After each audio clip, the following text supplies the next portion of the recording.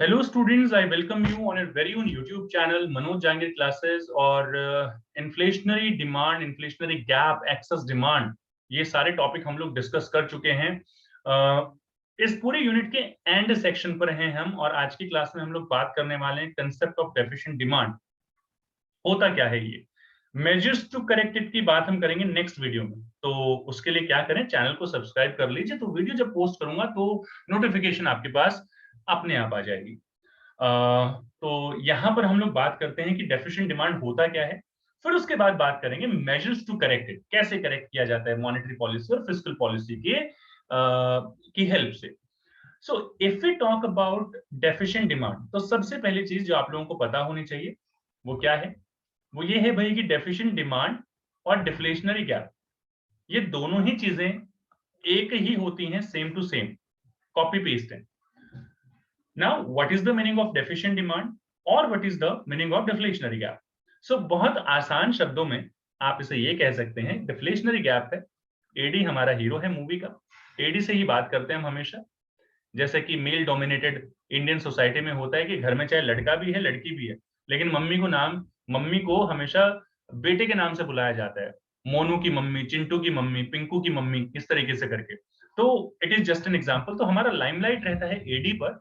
सो deficient demand है, then AD is basically less than AS. अभी कौन से एडी की बात कर रहे हैं, कौन से एएस की बात कर रहे हैं, हम यहाँ पर बात कर रहे हैं कि भाई चलिए डायग्राम तो बताएंगे, बाकी ये जो है हमारा एक्चुअल एडी है, रियल एडी, और ये जो है हमारा प्लान्ड एएस है, जो हमने प्लान किया था भाई कि इतना हम लोग प्लान कर रहे हैं, लेकिन डिमांड कम हुई, एग्रीगेट डिमांड कम हुई, एक्चुअल एग्रीगेट डिमांड, और हमने प्लान किया था ज्यादा। तो यहाँ पर क्या होता है, पहले डेफिनेशन की बात करते हैं। Deficient demand is a situation in which aggregate demand is less than aggregate supply corresponding to full employment level in the economy. मतलब कि जो डेफिशिएंट डिमांड वो सिचुएशन होती है, वैसे तो आप इसको देख के समझ जाएंगे कि what kind of situation is this. Aggregate demand is less than aggregate supply, but ये कौन सा लेवल है? So aggregate demand is less than the aggregate supply corresponding to full employment level, at employment level of income, वहां पर कम है ये। तो उसकी यहाँ पर बात करते हैं। It is also known as deflationary gap, इसको हम डिफ्लेशनरी गैप भी बोलते हैं, इसको डिफ्लेशनरी गैप भी बोला जाता है। तो चाहे आप डिफ्लेशनरी गैप कहें, चाहे आप डेफिशिएंट डिमांड कहें, दोनों का एक ही मतलब है। तो यहाँ पर ये जो है, मैं यहाँ पर लिख देता हूँ फिर से, ये एक्चुअल एडी की बात कर रहे हैं हम, और यहाँ पर हम प्लान्ड एएस की बात कर रहे हैं। सो दिस इज द डिफरेंस। आप समझ सकते हैं कि क्या दोनों में डिफरेंस है, क्या नहीं है। यहाँ पर लेट्स टॉक अबाउट द, ये जो एक्चुअल, और ये काफी देर से आप समझ नहीं पा रहे होंगे, इसको हम कह देते हैं फुल एम्प्लॉयमेंट लेवल। ये आपका एफ है, वाई है, फुल एम्प्लॉयमेंट लेवल। ये आपका एडी है फुल एम्प्लॉयमेंट लेवल पर, और ये आपका जो इक्विलिब्रियम पॉइंट है, इसके साथ भी आप एफ लगा सकते हैं। F stands for full employment level. Now what happens कि एक्चुअली ये तो हमने प्लान किया था, अभी जो एक्चुअल एडी है it falls short of the planned AD. ये एक्चुअल एडी जो है ये प्लान्ड एडी से कम है। अब ये कम भी हो सकता है, रियल लाइफ में ज्यादा भी हो सकता है, जरूरी तो ना हमेशा प्लान के बराबर ही सारी चीजें हों, प्लानिंग के हिसाब से ही सारी चीजें हों। तो आप एक चीज याद रखिए बेटा कि ये आपका इक्विलिब्रियम लेवल है, इसी इक्विलिब्रियम की लाइन से कनेक्ट होते हुए जो यहाँ पर ये गैप आता है, ये ट्रायंगल बनता है, इसको आप बोलते हैं डिफ्लेशनरी गैप। ई से लेके इवन तक का ये आपका एक्सेस डिमांड है, सॉरी डेफिशिएंट डिमांड है। ये आपका जो है ई से लेके इवन, ये आपके डेफिशिएंट डिमांड को शो कर रहा है। डेफिशिएंट डिमांड यहाँ पर आ जाएगा, या आप इसे कह सकते हैं डिफ्लेशनरी गैप को शो कर रहा है।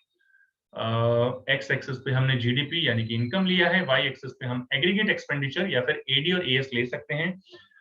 वाई जो है वो आपका इनकम लेवल है, इनकम है। एएस है लाइन ऑफ रेफरेंस है, which is always 45 degree line which shoots from the origin. तो ये सारी चीजें मैंने आपको यहाँ पर बता दी हैं। डायग्राम आपको आई होप सो कि समझ में आया होगा, कोई इश्यू कोई प्रॉब्लम यहाँ पर नहीं है। इसके बाद अगर हम लोग बात करें एक्सप्लेनेशन की, तो यहाँ पर एक्सप्लेन कर देते हैं कि पहले तो आप ये बता दीजिए कि भाई एडी होता क्या क्या है। तो AD is C plus I basically. AS क्या होता है? AS is the combination of C plus S, इसको लाइन ऑफ रेफरेंस भी बोलते हैं। ये छोटी छोटी रामायण आप बता दीजिएगा। इक्विलिब्रियम वहां डिटरमाइन होता है जहां पर एडी और एएस दोनों आपस में इक्वल होते हैं।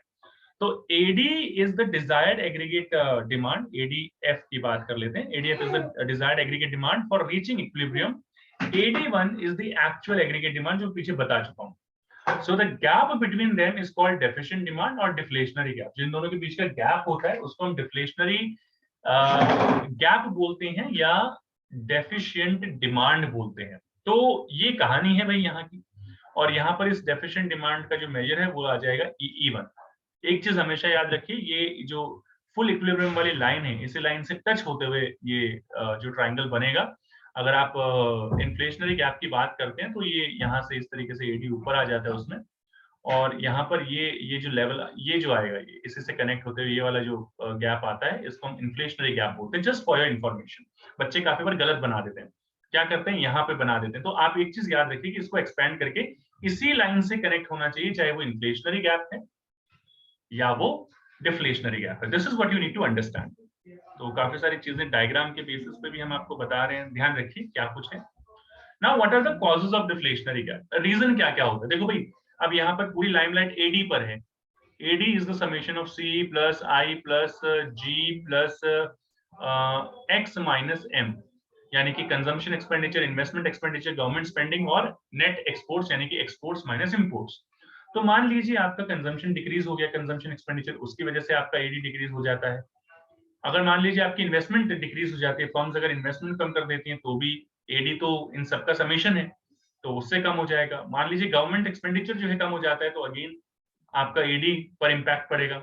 इंक्रीजिंग टैक्सेस हो जाते हैं तो आपकी जो डिस्पोजेबल इनकम है वाईडी, जो हम बोलते हैं वाई माइनस टी, यानी T stands for tax, Y stands for income, तो इसकी वजह से भी आपका एडी जो है कम हो जाएगा, क्योंकि टैक्स बढ़ा तो least income will be there for expenditure. इसके अलावा मान लीजिए आपका इंपोर्ट जो है, ये वैसे तो ऐसे कर देते हैं, इंपोर्ट आपका जो है यहाँ पर जो है बढ़ गया है। इंपोर्ट आप ज्यादा, मैं एक बार चेक कर लेता हूँ इसको। एक्सपोर्ट आपका कम हो गया, हाँ जी, इंपोर्ट आपका बढ़ गया है और एक्सपोर्ट जो है वो आपका बढ़ गया है। इनकी वजह से भी ये सारी चीजें हो सकती हैं। तो ये कुछ रीजन है। बाकी एमपीसी वगैरह और ये सारी चीजें भी मैंने इन्फ्लेशनरी गैप में बताई थी, तो उसका भी फर्क यहाँ पर अवश्य पड़ता है, उसका भी ध्यान रखें। We discussed the causes अभी and right now we'll be talking about effects of deflationary gap। क्या इफेक्ट होगा? तो देखिए, मैंने आपको जैसे पीछे बताया, तीन चीजों पे इम्पैक्ट होगा, एक आउटपुट पे, एक एम्प्लॉयमेंट पे और एक प्राइस लेवल पे। इन तीन चीजों पे होता है। अब वो पॉजिटिव होगा, नेगेटिव होगा या कुछ भी नहीं होगा, वो आगे की बात है। तो डिमांड कम हो रही है भाई, डिफ्लेशनरी गैप है, so there will be unsold stock due to low aggregate demand, and because of that the firms will reduce output. तो आउटपुट फर्म्स रिड्यूस कर देंगे क्योंकि उनके पास एक्यूमुलेशन ऑफ स्टॉक हो जाएगा। Accumulation of stock, accumulated stock, stock piling भी बोलते हैं इसको, मतलब बच जाएगा, स्टॉक बच जाएगा, डिमांड कम है, so the firms will be planning to reduce the output. अब यहाँ पर क्योंकि डिफ्लेशनरी गैप है और फर्म्स आउटपुट भी रिड्यूस करना चाह रहे हैं, तो एम्प्लॉयमेंट अपॉर्चुनिटीज भी डिक्रीज हो जाएंगी। और क्योंकि डिमांड कम है तो जो आपका जनरल प्राइस लेवल है that will also fall. Effect चाहे इन्फ्लेशनरी गैप हो या फिर डिफ्लेशनरी गैप हो, हमेशा जो इफेक्ट है वो इन तीन चीजों पे ही आएगा। इन्फ्लेशनरी गैप में मैंने बताया था कि क्योंकि ऑलरेडी हम फुल एम्प्लॉयमेंट पर प्रोड्यूस कर रहे हैं तो आउटपुट पे कोई फर्क नहीं पड़ता, फुल एम्प्लॉयमेंट पे प्रोड्यूस करें तो एम्प्लॉयमेंट पे भी कोई फर्क नहीं पड़ता, लेकिन जो जनरल प्राइस लेवल है वो इंक्रीज हो जाता है क्योंकि डिमांड ज्यादा है। जबकि यहाँ पर डिमांड कम है, AD is less than actual aggregate demand is less than planned aggregate supply या इनकम, प्लान्ड इनकम, तो जनरल प्राइस लेवल यहाँ पर फॉल हो जाएगा। So this is all about deflationary gap, impact, effects, explanation, सब कुछ मैंने आपको यहाँ पर बता दिया है। आई होप सो आपको वीडियो अच्छा लगा होगा। वीडियो अच्छा लगा सब्सक्राइब कर लीजिए, फ्री ऑफ कॉस्ट है।